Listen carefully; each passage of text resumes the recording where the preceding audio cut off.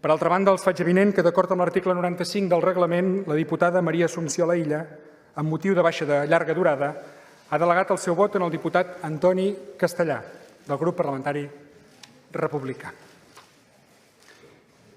Igualment, els informo que, tenint en compte l'escrit del secretari general del Parlament, que coneixen perquè ha estat distribuït a tots els grups i subgrups parlamentaris, vull denunciar que el Tribunal Suprem i la Junta Electoral Central han segrestat el vot del president Torra.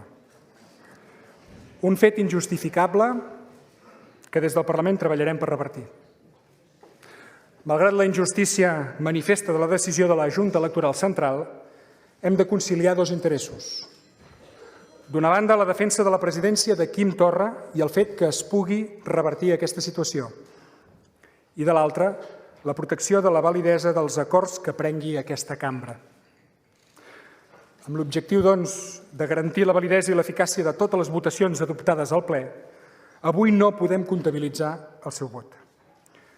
Al contrari, suposaria la paràlisi del Parlament perquè posaria en risc la seguretat jurídica, la validesa i l'eficàcia de totes les decisions adoptades al ple.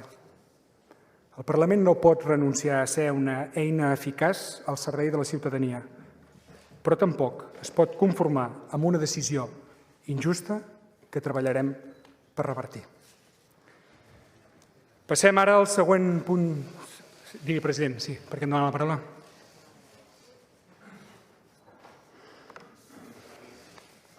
El ple. El president sap que aquesta presidència del Parlament defensa la seva condició de president de la Generalitat i, per tant, en aquesta condició vostè pot intervenir en el ple quan així ho consideri oportú, tinguent en compte que precisament pel fet de ser president de la Generalitat obre un torn de paraula a la resta de grups, quan vulgui.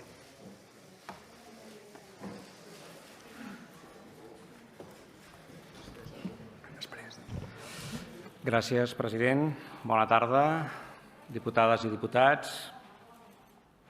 Sí, he demanat la paraula atès que ara tinc coneixement d'aquest fet del qual a mi no se m'havia comunicat absolutament res, ni se m'ha notificat absolutament res, i atès que aquest ple va votar el 4 de gener per majoria absoluta de la cambra que em ratificava com a diputat del Parlament i que qualificava en aquella resolució que la majoria dels diputats d'aquest Parlament vam votar i vam qualificar de cop d'estat, atès que el dia 10 de gener el Govern i els 3 grups parlamentaris vam també subscriure una resolució contra l'auta del Tribunal Suprem i vam, en el Palau de la Generalitat, també ratificar-me com a diputat. I atès aquestes informacions públiques que s'han anat succeint el dia d'avui, dels quals, repeteixo, jo no n'havia tingut cap notificació personal i que me n'he assabentat per la premsa ni se m'ha notificat, doncs us demano, president, tenir l'oportunitat de defensar els meus drets com a diputat d'aquesta cambra i, per tant, adreçar-los les paraules següents. En una democràcia, si la considerem un sentit ple, no hi pot haver-hi res per damunt de la voluntat democràtica i pacífica de la ciutadania, res. I quan les pròpies institucions democràtiques no defensen la voluntat democràtica expressada pels seus ciutadans per damunt d'irregularitats, aquestes pròpies institucions es degraden i perden el respecte de la ciutadania. Torno a la votació del 4 de gener i torno a la declaració del 10 de gener al Palau de la Generalitat. No fa ni un mes. No fa ni un mes de les dues resolucions, de les dues declaracions. I la meva pregunta és que si permetem que un òrgan administratiu sense competències i polititzat tregui i posi diputats a la seva conveniència, i si ho permetem que, a més ho faci en base a una llei pensada per terroristes i per corruptes, doncs permeti'm que el mínim que el president de la Generalitat faci és defensar el seu honor i els seus drets.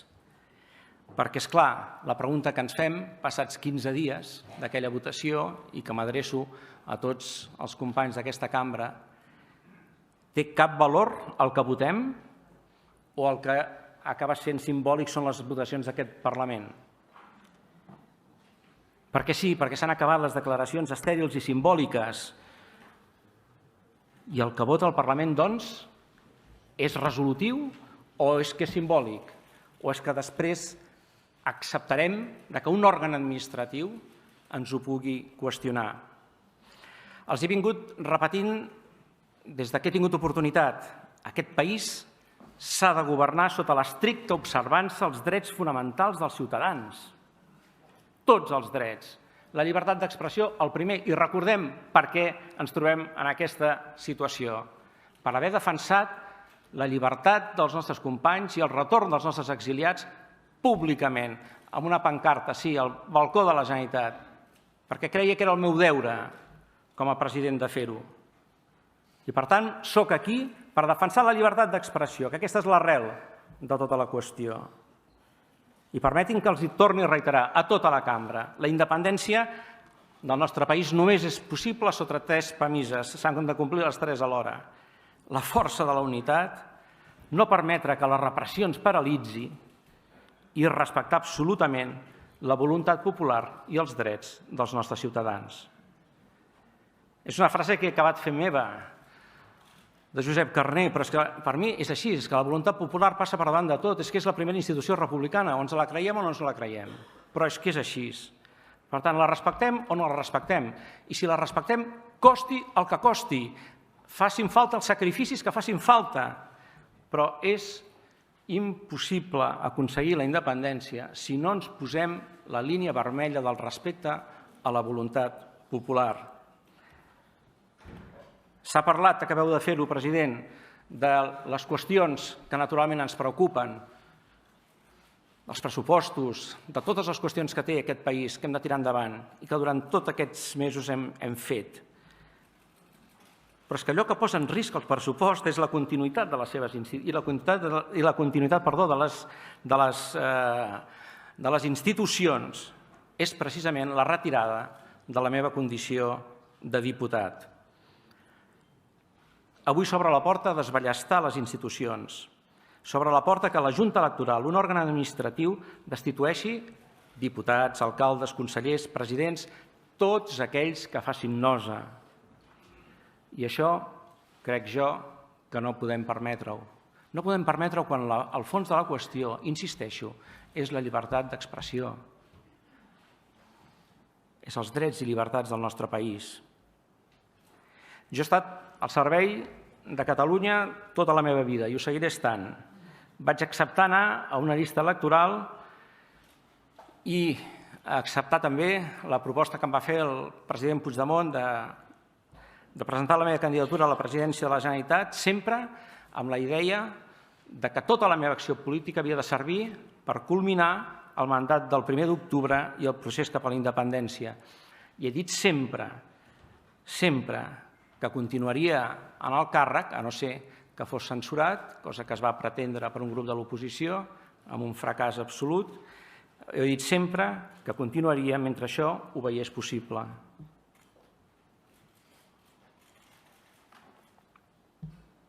He dit també sovint que no tinc cap afany de poder, en canvi tinc tota l'ambició pel meu país, tota l'ambició pel meu país lliure, on es respectin els seus drets i llibertats.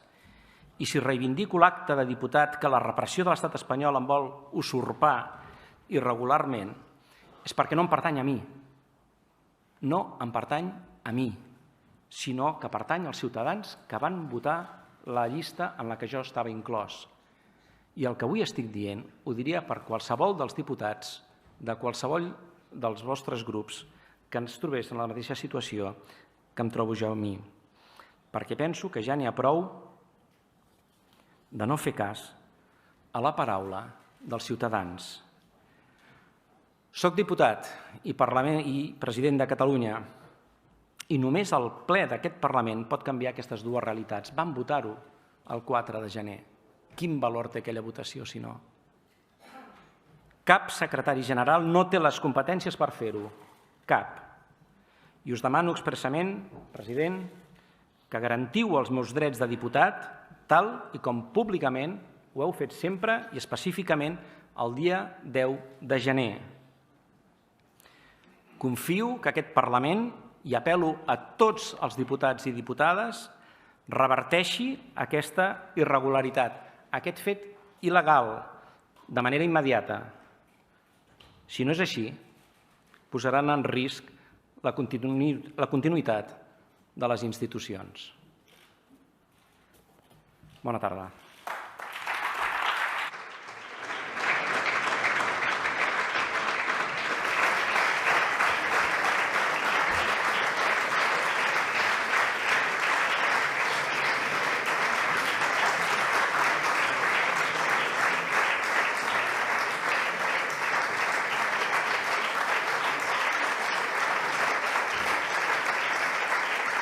Gràcies.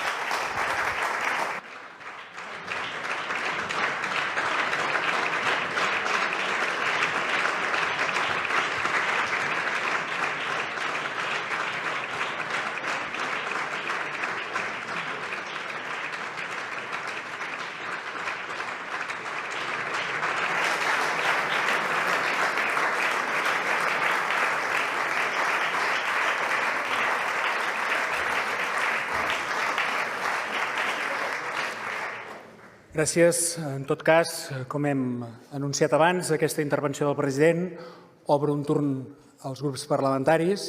Algun grup m'ha fet avinent la sol·licitud de fer un petit recés per poder preparar aquestes intervencions. Per tant, us proposo 5 minuts de recés i seguirem amb les intervencions dels grups parlamentaris, atès, insisteixo, que la intervenció del president obre torn. Gràcies. El temps de la intervenció serà de 3 minuts per grup.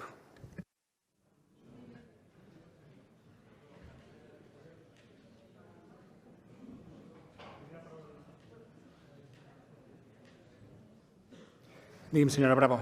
Sí, bueno, en primer lugar, por una cuestión de orden. Sí.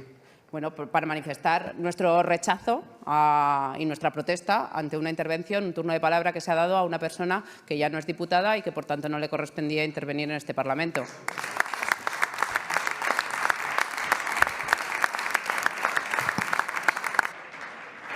Diputada, ja he dit abans que el president Torra defensem que és president de la Generalitat a tots els efectes i això vol dir que en relació amb el Parlament de Catalunya, en concret en aquest ple, s'hi podrà dirigir sempre que vulgui.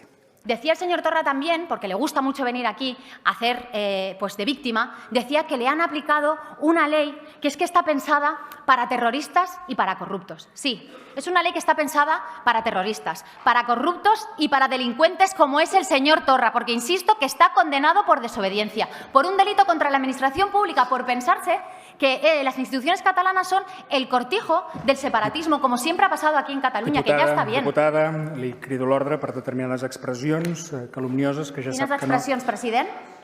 Quines expressions? Perquè el que ha dit aquí l'expresident Torra ha estat molt més greu que el que jo estic dient ara. Senyora Roldán ha fet servir expressions calumnioses, ha dit delinqüent el president de la Generalitat i això... Perdoni, una persona condemnada per la justícia és un delinqüent. Diputada, la crido l'ordre. Si continua, hauré de cridar-lo a l'ordre una segona vegada. Miri, senyor Torrent, una persona que ha estat jutjada i condemnada per un fet tipificat al Codi Penal és un delinqüent amb totes les lletres. Un delinqüent, sí senyor. Crido l'ordre per segona vegada. Sí senyor. No els agrada la realitat. Que consti amb acte. És una vergonya. Miri, crido l'ordre... Senyora Roldán, crido l'ordre a tot el seu grup parlamentari. Crido l'ordre a tot el grup parlamentari. Si no deixen de proferir calúmnies d'aquesta manera, em veuré obligat a suspendre el ple. Suspenem el ple.